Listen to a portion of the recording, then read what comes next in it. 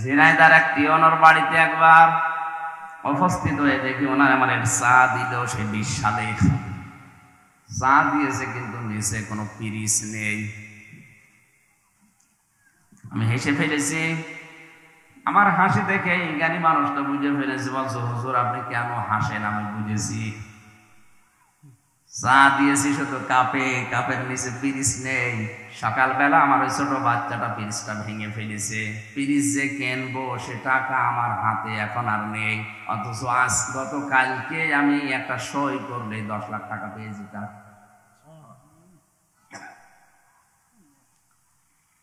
আমি ছোটবেলায় কোরআনে কারীম পড়েছিলাম এবং বুঝেছিলাম, এতটুকু আমি জানতাম যে ঘুষ খাওয়া জায়েজ নেই। আমার এই ছোট্ট জীবনে আমি অন্তত এই পথে পা বাড়াইনি। আল্লাহ এই কারণে মনে আমার পরিবারটা এখনো শান্ত রেখেছেন। পরিবার আসলে শান্ত। যারা অবৈধভাবে ইনকাম বন্ধ করে দেয়, আল্লাহর দিকে তাকিয়ে কষ্ট তাদের হবে, কিন্তু অজানা একটা শান্তি আল্লাহ তাদের মনের ভেতরে পরিবারে তৈরি করে দেবে। কারণ আমরা জানি শান্তি এটা আল্লাহর নাম। সালাম কার নাম? আপনি টাকার উপরে শুয়ে থাকলেও শান্তি পাবেন না, অথচ দেখা যাচ্ছে অনেক মানুষ গাছতলায় বসে শুয়ে এমন ঘুমাচ্ছে, সিটাক্সিন খেয়ে কষিয়াম খেয়ে ওই ঘুম আসে না। শান্তি দেওয়ার একচ্ছত্র মালিকানা আল্লাহর। তার বিধানের বাইরে গেলে আল্লাহ শান্তি নষ্ট করে দেয়। চর্মচোখে হয়তো দেখা যায় খুব আরামে আছে, লোকটা 5 আরো গাড়ি নিয়ে আসতেছে, কিন্তু ওর ভেতরও বিষ। আপনার চাইতে আমি কম দামি গাড়িতে উঠি নাই। আকিস গ্রুপ আমার যে গাড়ি দিয়েছিল, কত দামি গাড়ি আপনারা দেখেছেন। বাস্তবতা কোরআনে কারীমের বাইরে আপনি, আমি এবং আপনাদেরকে আহ্বান জানাচ্ছি, যাওয়া যাবে না। যত কঠিন পরিস্থিতি আসুক না কেন, শয়তান যত ধোকায় ফেলুক না কেন, না। কারণ এখনই চোখ বন্ধ করে দিলে অবৈধগুলো আমার কবরের শাস্তির কারণ হয়ে দাঁড়াবে। এই জন্য প্রথমে তো ওই গজলটা 2 লাইন বললাম, কবরে কি করে রবে একা একা, অন্ধকারে বাতি নাই, বদ্ধ ঘরে সাথী নাই, তোমার প্রিয়াও দেবে না তোমার দেখা, কবরে কি করে রবে একা একা। এক মুহূর্ত যে সন্তানে না দেখলে ঝড় ওঠে প্রাণে, তাদের ছেড়ে গোরস্থানে থাকবে যে একা। তারা বছরে 2 একবার পাশে যাবে জিয়ারতের আসে, 1000 বছর কোটি বছর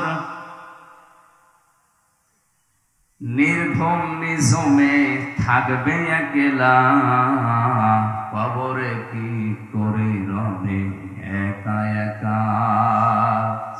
হয়তো যাদের জন্য বিশাল সম্পদের পাহাড় আমি অবৈধ বৈধ সব মিলিয়ে তৈরি করে গেলাম, বছরে তারা 1 বার 2 বার 2 ঈদে হয়তো কবরের পাশে একটু দাঁড়িয়ে সূরা ফাতিহা ইখলাস পড়ে চলে আসবে। এরপরে তাদের মনেও থাকবে না, মনে থাকলেও তারা সময় বের করতে পারবে না। আমার পেছনে আমার বাবার চাইতে আমার দাদা শ্রম অনেক বেশি দিয়েছে। 3 বছর আমি জেলখানায় ছিলাম। এই জেলে থাকা অবস্থায় আমার দাদা মারা গিয়েছিল, আমি জানতাম না। 7 দিন পরে কারারক্ষী এসে বাড়ি থেকে খবর পেয়েছিল, বলছে আপনার দাদা মারা গেছে। 3 বছর পরে বের হয়ে, শুধু ওই যে বের হওয়ার পরের দিন 5-7 মিনিটের জন্য দাদার কবরের পাশে দাঁড়িয়ে দোয়া করেছি, এই শেষ। এর ভেতরে যে প্রায় 28-29 দিন হয়ে গেল, সময়ও পাই না, ও কথা মনেও থাকে না। বাস্তবই এটা। টিওনো সাহেবকে বললাম, আপনি এই অবস্থা করলেন, গতকালকে একটা সই করে দিলে যদি 10 লাখ টাকা পেতেন, এরকম কাপ পিরিচ তো আপনি 1000 কিনতে পারতেন। ছোটবেলায় উনি যে সুদের আয়াত পড়েছিলেন, ওইটা ওই পর্যন্ত ওনার মনে আছে। যে ঘুষের আয়াত পড়েছিলেন, ওই পর্যন্ত ওনার মনে আছে। এখানে কিতাবের শিক্ষা ব্যবস্থা যদি জারি করা যায়, যদি চালু করা যায়, প্রাথমিক অবস্থায় এটা যদি ঢোকানো যায়, ও বড় হয়ে যত বড় জায়গায় যাক না কেন, আল্লাহর কসম ও ঘুষ খাবে না। আর এই সমস্ত মানুষ যদি ঘুষ থেকে ফিরে আসতে পারে, যদি ফিরে থাকে, 1734 জন মানুষ আছে এই দেশের দায়িত্বে, মাত্র কয়জন? 1734 জন।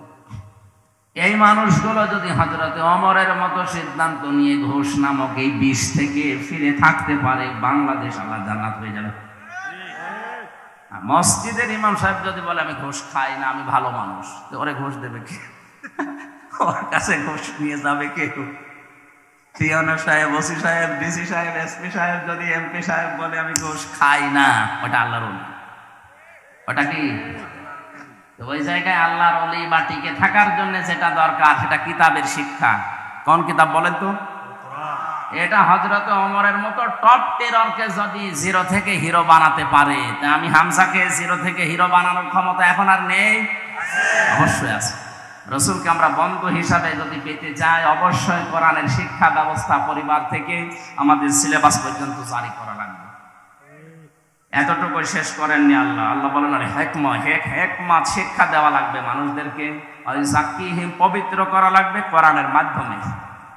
3 নম্বরে তোমাদের বন্ধু হবে ইমানদাররা। ইমানদারকে আল্লাহ বন্ধু হিসাবে গ্রহণ করার জন্য আদেশ দিয়ে শেষ করেননি। 3টা গুণ যাদের ভেতরে আছে তারা ইমানদার। 1 নম্বরে যারা দুনিয়ায় নামাজ কায়েম করে, 2 নম্বরে সম্পদ থাকলে যাকাত দেয়, 3 নম্বরে যারা রুকুকারীদের সাথে রুকু করে, তার মানে জামাতে হাজির হয়ে যারা নামাজ পড়ে। এই 3টা গুণ যাদের ভেতরে আছে এরা ইমানদার। এদের সাথে বন্ধুত্ব করার নির্দেশ কার?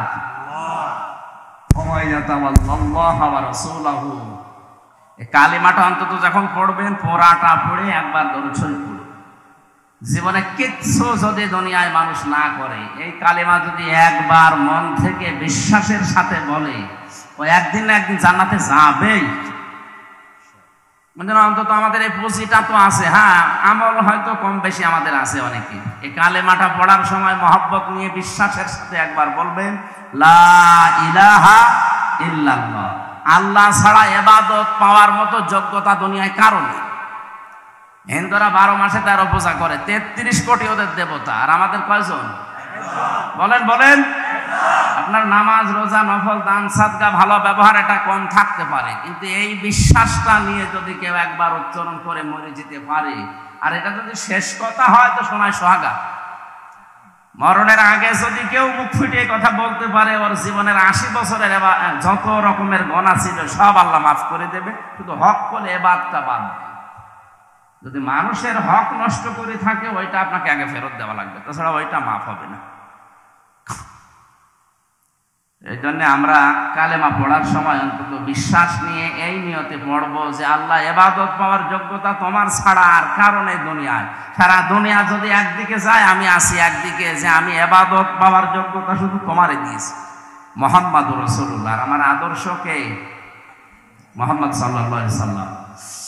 4টা কর্মসূচি ছিল দুনিয়ায় তার বাবা হযরতে ইব্রাহিম আলাইহিস সালাম, ইসমাঈল আলাইহিস সালাম যখন কাবা শরীফ নির্মাণ করছিলেন, ওই সময় আল্লাহর কাছে একটা দোয়া করেছিলেন, রব্বানা ওয়াবআস ফীহিম রাসূলাম মিনহুম ইয়াতলু আলাইহিম আয়াতিকা ওয়া ইউআল্লিমুহুমুল কিতাবা ওয়াল হিকমাতা ওয়া ইউযাক্কিহিম ইন্নাকা আনতাল আজিজুল হাকীম।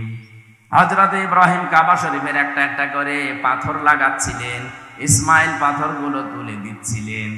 এমন সময় তিনি দোয়া করলেন ওই মাকামে ইব্রাহিমের উপরে দাঁড়িয়ে, যে ইব্রাহিম আলাইহিস সালাম যে পাথরটায় উঠছিলেন, পাথরটা লিফটের মতো, উঠলেই পাথর উপরে চলে যায়, উনি পাথরটা লাগিয়ে আবার যখন নিচে নামার মনে করেন পাথরে দাঁড়ান, পাথর এমনিতেই নিচে নেমে যায়। লিফটে হয়তো মেশিন লাগানো ছিল, আর ওখানে ছিল আল্লাহর একটা কুদরতি মেশিন। জোরে বলেন আল্লাহু আকবার।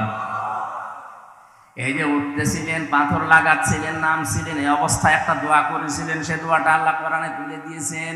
তিনি বললেন রব্বানা, হে আমাদের মালিক, হে আমাদের রব, ওয়াবাস, তুমি পাঠাও, ফীহিম রাসূলাম মিনহুম ইয়াতলু আলাইহিম আয়াতিকা, তুমি আমার এই বংশে আমাদের ভেতরে এমন একজন রাসূল প্রেরণ করো যে তোমার আয়াত তেলাওয়াত করে মানুষকে শোনাবে।